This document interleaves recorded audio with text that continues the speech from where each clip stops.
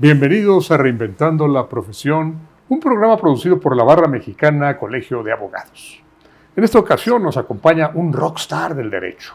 Un hombre, dicen sus críticos, que es ajonjolí de todos los moles, está en todas partes. Pero hay que decirlo, está en todas partes con una participación inteligente, aguda, siempre propositiva y siempre innovadora. José Ramón Cosío, gracias por acompañarnos en esta ocasión. Gracias, Gerardo, ¿cómo estás? Me hizo mucha gracia lo de la ajonjolí. Bueno, eso dicen tus detractores. Pues les mando un saludo muy cariñoso a todos Pero ellos. Tus admiradores decimos que siempre donde estás aportas algo. Gracias, querido. Bueno, José Ramón Cosío, que es Premio Nacional de Jurisprudencia en la propia Barra, que fue ministro de la Suprema Corte de Justicia, que fue director del Departamento de Derecho del ITAM, que ha estado en muchos lugares, en muchas trincheras, que has encabezado marchas ciudadanas, que eres miembro del Consejo Consultivo de Somos México, que estás en una gran cantidad de escenarios y, repito, siempre proponiendo algo. Y acabas de publicar tu libro, Reforma Judicial en México, donde hablas un poco de lo que estaba antes, de lo que vino y de las perspectivas que apunta todo este cambio, elecciones, nuevos jueces. Pero dime algo. Cuando llega la reforma, ¿por qué llegó? ¿Por qué se hizo una reforma y por qué la gente la aceptó? ¿Estaban muy bien las cosas como para no cambiar nada?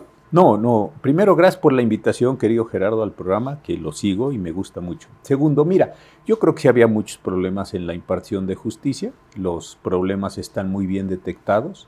Había problemas desde policías, ministerios públicos, servicios periciales, esa parte de procuración que tú conoces muy bien de tus años en el INACIPE, estaba mal. Y luego la parte de la impartición, ya jueces, magistrados, ministros, también tenían muchas deficiencias. Tenías problemas de nepotismo, sí. Tenías problemas de corrupción, sin duda.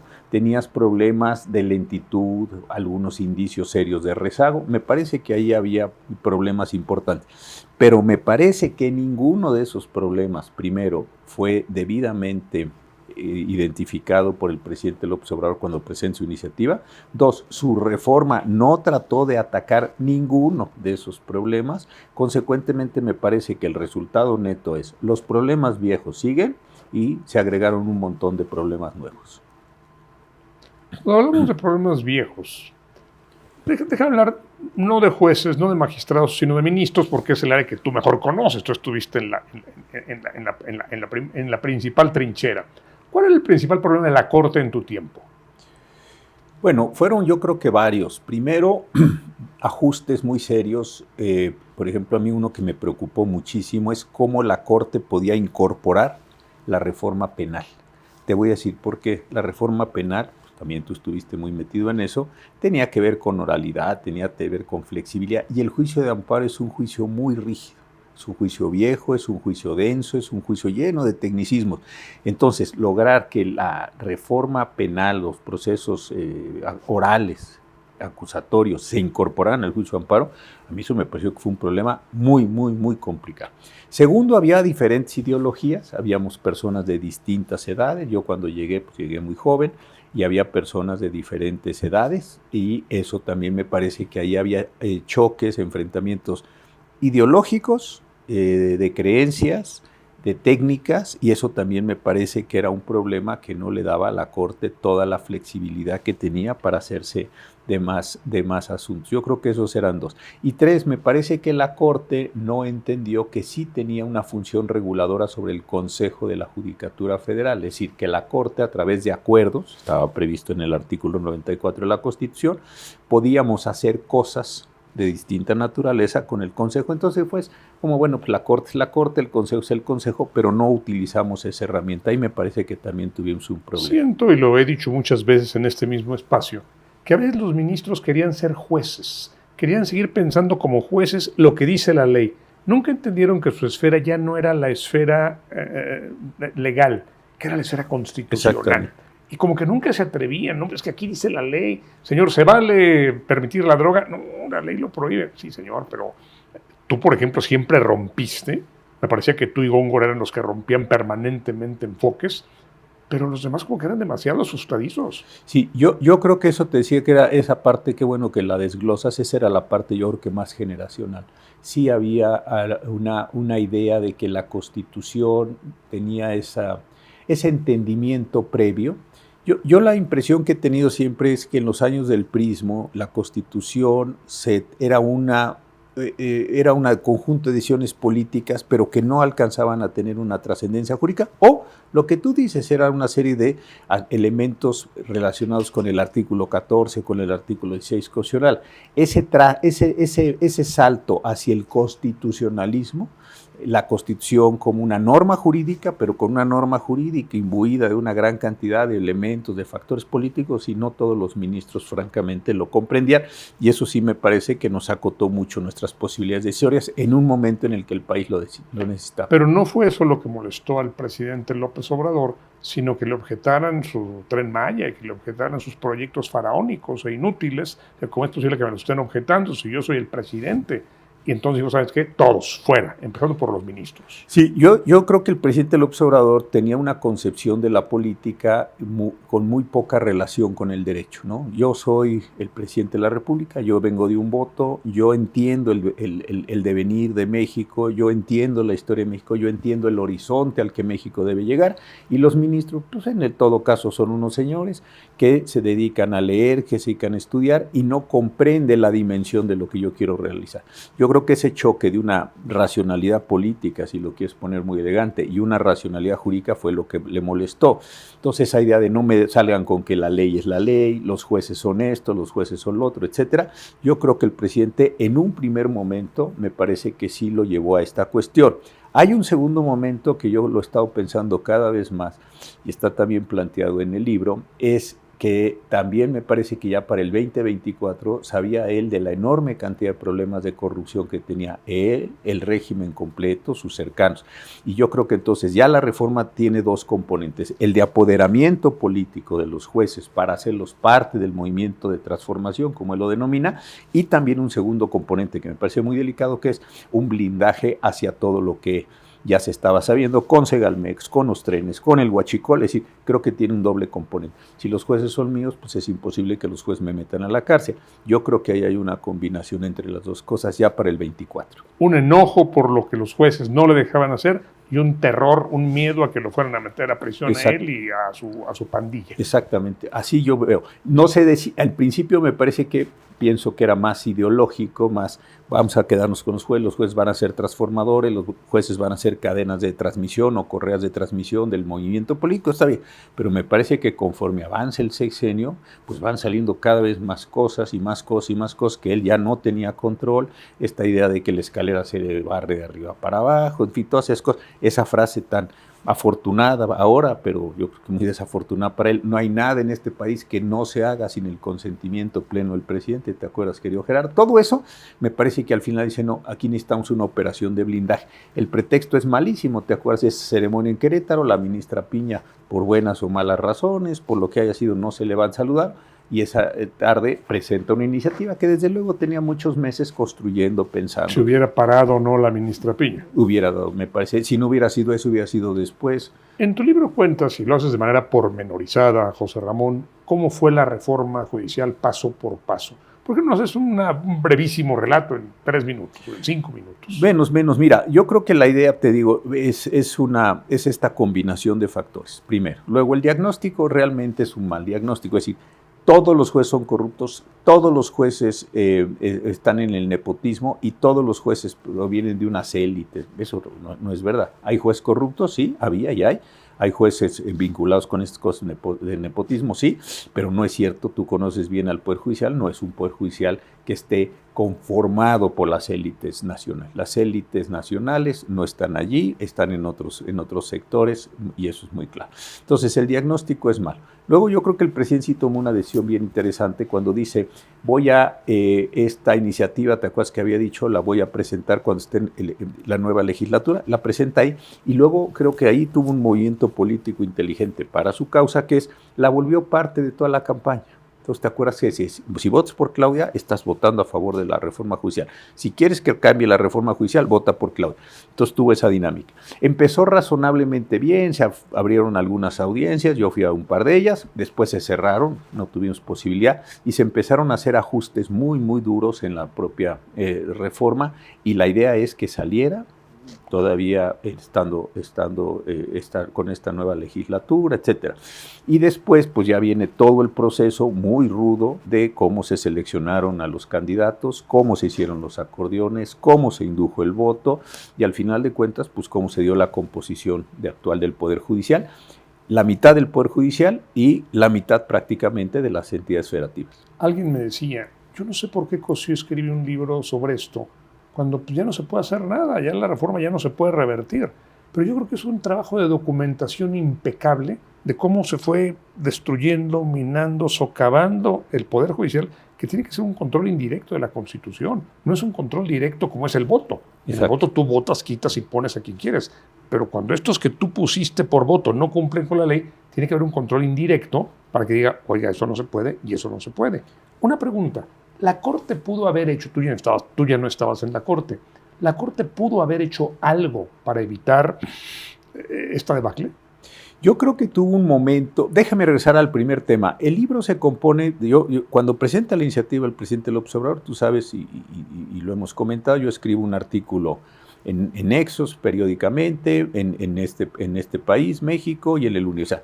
Y empecé a dedicar la mayor parte de mis artículos a esto, un artículo que me pidieron una revista española, en fin, y armé el libro con eso. Después, sin embargo, no es una acumulación de artículos, ¿por qué? Porque gracias a los amigos de Trillas, que hicieron un trabajo espléndido, me entrevistaron largamente y fragmentos los fuimos colocando en el libro. Entonces, la narrativa del libro es otra, no son los artículos seriados, es una narrativa.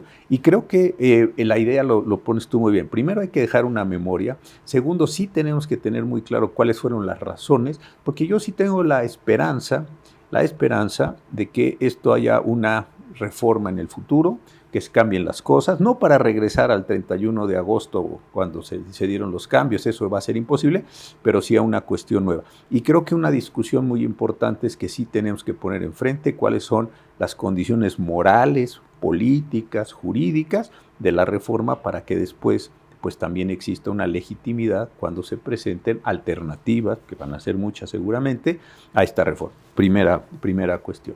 La segunda cuestión que me preguntabas, ¿la Corte pudo haber hecho cosas? Yo creo que sí pudo haber hecho cosas, sin embargo me parece que estaban ya tan tensas los temas, tenías gente que te estaba divulgando información de adentro, de afuera.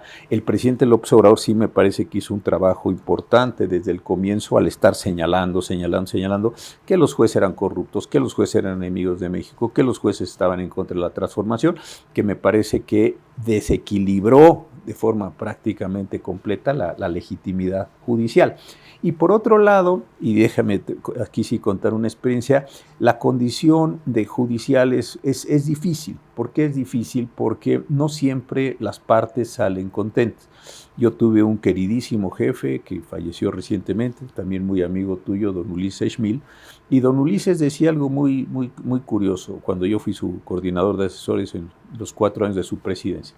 Decía don Ulises, mira, si este fuera un negocio, estaríamos muy mal. ¿Por qué? Porque la mayor parte de la gente se iría descontenta con los servicios que les estamos prestando.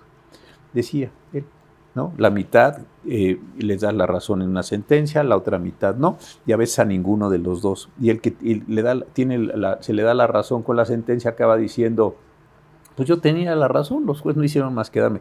Entonces, en ese sentido es difícil. Es un poder judicial en la Corte que el amparo pues llega muy poca gente, tú lo has comentado muchas veces aquí, es caro, es complicado, es técnico, en fin, tiene muchas complicaciones. Entonces la gente, pues yo creo que si lo que le pase a los ministros, lo que le pase a la Corte también es irrelevante.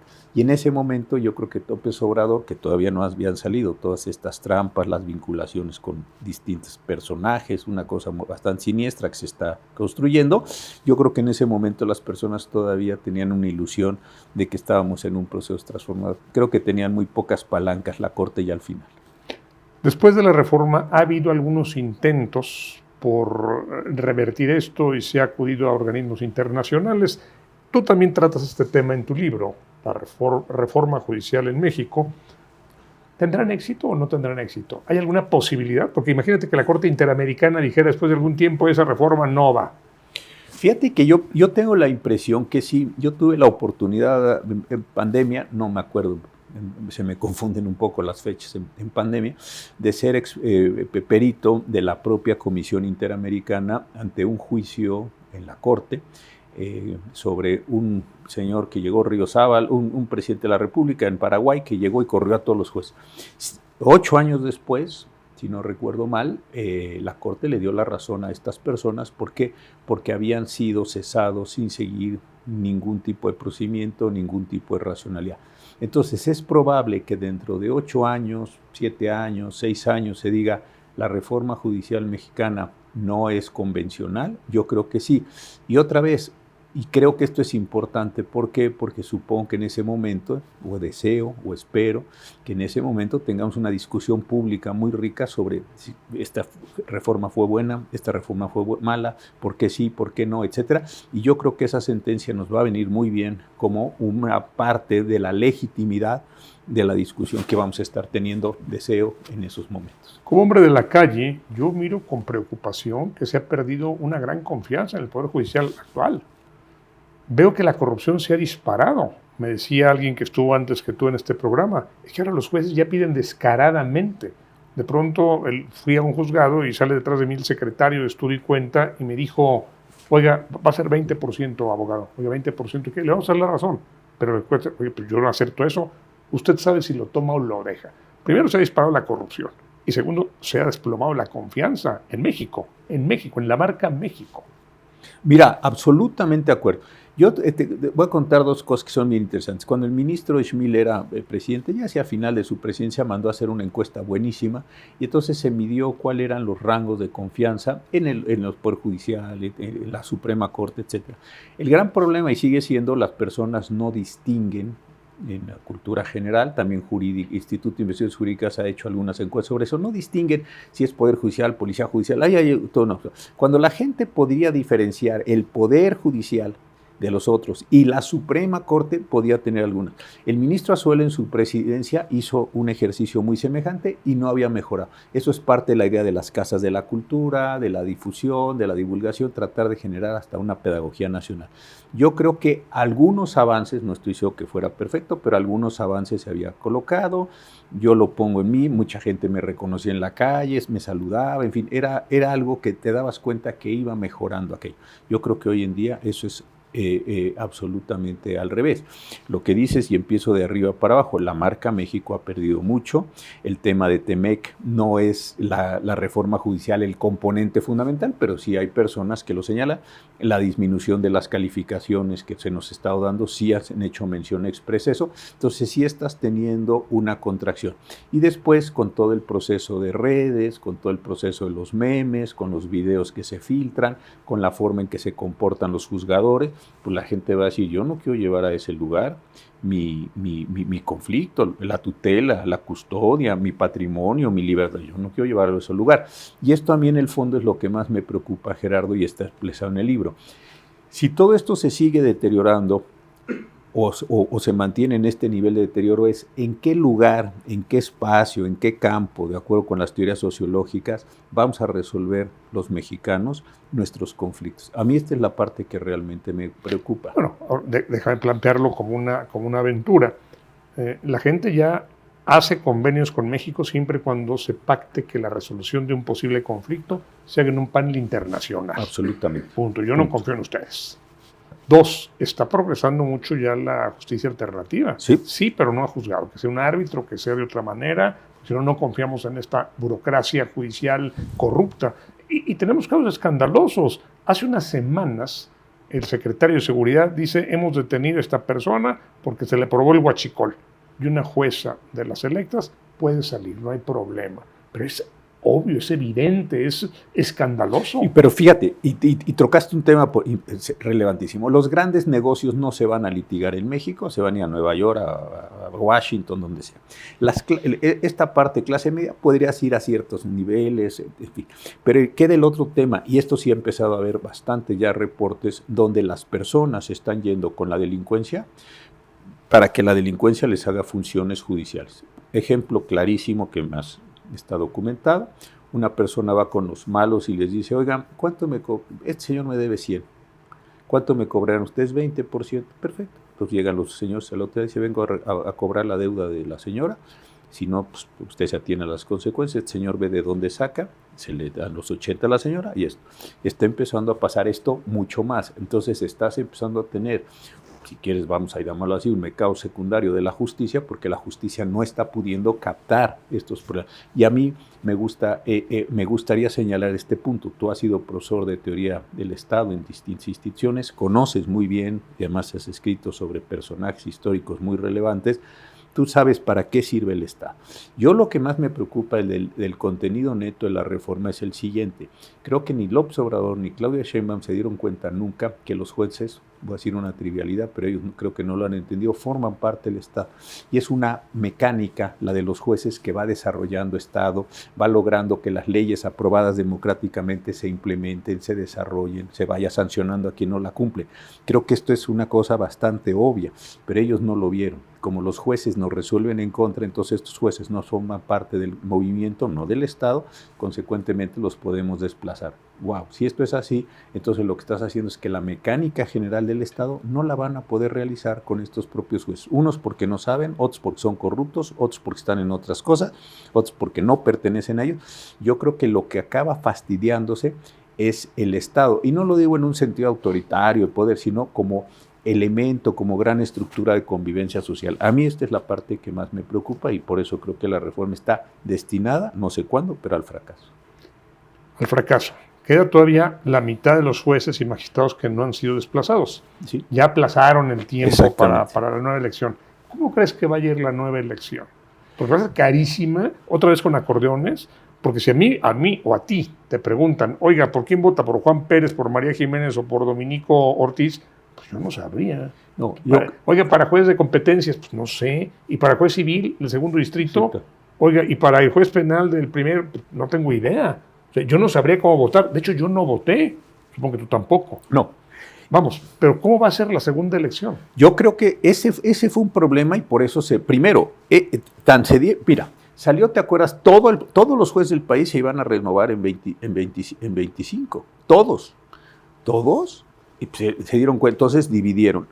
Y a los estados les dieron la posibilidad de que en ese momento después hicieron la división. Ahora pues pusieron la elección. Las propias autoridades del INE y algunas otras instituciones públicas, pero dijeron, o sea, es una decisión, es una elección físicamente, ya olvídese de lo demás, físicamente, materialmente imposible, y pospusieron un año. Yo tengo la impresión que entre las renegociaciones de TEMEC, entre la gran cantidad de presiones externas e internas que estamos viendo, la caída de la inversión, pues tengo yo la esperanza de que hayan pospuesto la elección hasta el 28 para poder hacer otros ajustes intermedios en la propia. Y se podría volver a posponer.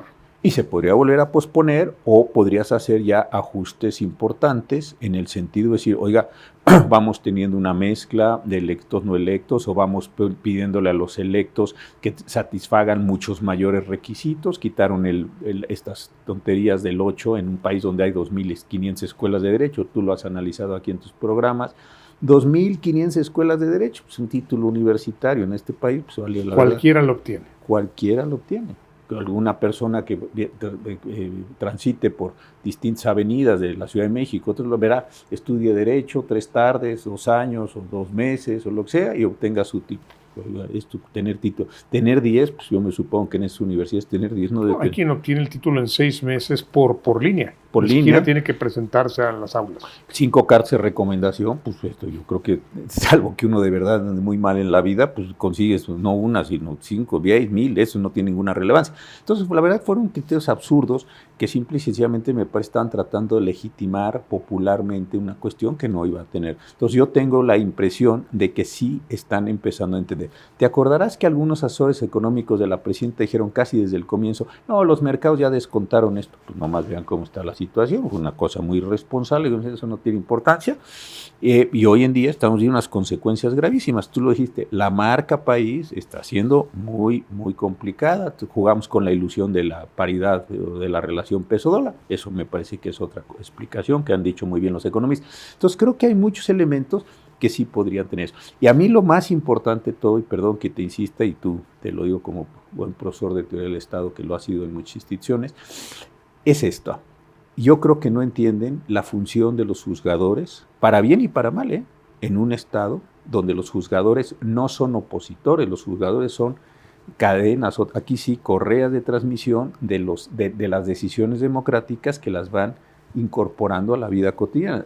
Puedes poner todos los mexicanos tendrán derecho a A o B, pues tendrán derecho a B. Y yo como sé que si ese A o B se me materializa por una decisión judicial que a su vez va respondiendo. Es decir, hay toda una lógica que yo creo que no han entendido en el sentido, 1, de apropiarse de los jueces para el movimiento y 2, de construir un blindaje para que no acaben en la cárcel. ¿Cuál sería el mejor escenario y cuál sería el peor escenario para el Poder Judicial y para la reforma que está llevando a cabo? No digo que se llevó a cabo porque está en proceso. ¿Cuál sería el mejor escenario y cuál el peor? Yo creo que el mejor escenario sería que se dieran cuenta que esta idea de la elección popular no tiene ningún sentido. Los jueces tienen que tener un elemento técnico y yo creo que entonces empezarlo a discutir. Ahí hay muchas posibilidades. De regresar a la de es un órgano político o son entre los órganos políticos, darle participación a la sociedad.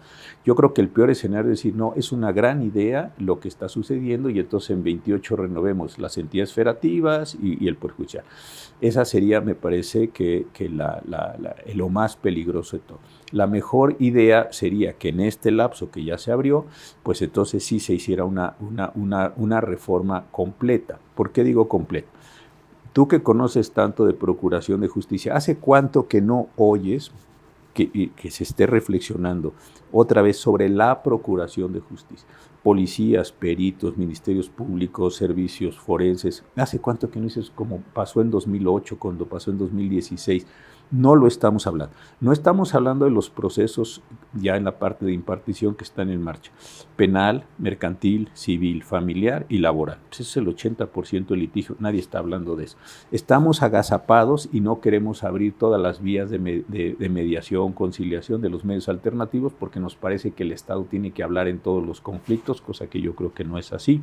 Entonces yo creo que el mejor escenario sería darnos cuenta de verdad que estamos en una crisis y entonces sí decir, abramos una gran discusión, una discusión seria para decir, ¿y qué hacemos con la justicia completa? Yo creo que ahí hay un montón de cosas, que por lo demás están bastante bien diagnosticados, amigos tuyos, amigos míos de distintas instituciones, ONG, lo que sea, tenemos más o menos claro pues, los diagnósticos, una discusión, pero mientras la idea sea, no, los jueces tienen que ser nuestros para que todos o nos protejan o simplemente cumplan nuestros deseos o no se interponga nuestra voluntad, de esa discusión no se va a poder. Y eso que es tan fácil de entender en las aulas, división de poderes, uno hace la ley, uno la aplica y uno dirime controversias, es complicadísimo de entender cuando yo ejerzo el poder. Claro. La última pregunta, ¿a quién va dirigido tu libro y qué te gustaría que se dijera de él? Mira, el libro los amigos de Trillas, yo mismo, le estuvimos quitando la mayor cantidad de tecnicismos, de problemas, tratando de hacer una lectura no una lectura boba, no, porque luego piensa uno que la gente es muy lista y entiende muy bien lo que se le pone, una lectura que fuera ligera, aligeramos párrafos, le dimos continuidades, metimos estas inserciones para que corriera. Entonces, el libro pienso yo que está dirigido a todas las personas o un amplio segmento de personas. 2, quedó muy bien la caja, se le pusieron muchos subtítulos para hacer digerible la lectura. Me dicen que va a salir, no conozco el precio, en un precio muy asequible para que muchas personas. Y me gustaría que el libro dijera, es un libro que le permitió a las personas tomar una posición política respecto a un tema central de la reforma judicial. Que la gente lo leyera y dijera, bueno, pues a lo mejor el señor tiene razón, mucha, poca, lo que sea, pero yo quisiera o darme cuenta de la importancia de la judicatura para la vida, para la civilidad de todos nosotros y que eso ayudara a politizar, en el mejor sentido de la expresión, la discusión. Reforma Judicial en México, publicado por Editorial Trillas, ya está en librerías y es un documento, pero no solo un documento de esta catástrofe, es una provocación que todos debemos retomar y que a todos nos debe hacer reflexionar. José Ramón, muchas gracias por acompañarnos. Gracias, querido Gerardo. Y gracias a usted que nos acompaña.